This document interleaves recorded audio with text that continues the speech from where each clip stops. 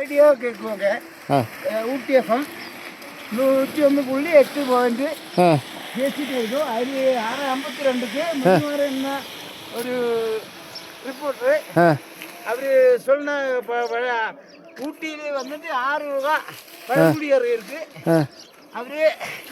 அவரை பற்றி கதை சொல்றது, பின்ன அவரு வனவிலங்குகள் பட்சிகள், பின்ன அவரு எல்லாத்தையும் பற்றி அவரு பேசுனது நான் கேட்டுட்டே இருக்கிறேன். அது நல்ல நமக்கு நல்ல ரொம்ப மகிழ்ச்சியாக இருக்குன்னா ஒரு இது.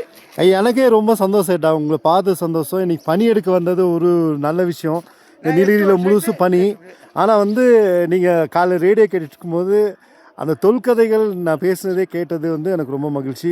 உங்கள் மனசில் அந்த கதைகள் நல்ல ஆழமாக பதிஞ்சிருக்கிறது, ரொம்ப சந்தோஷம்.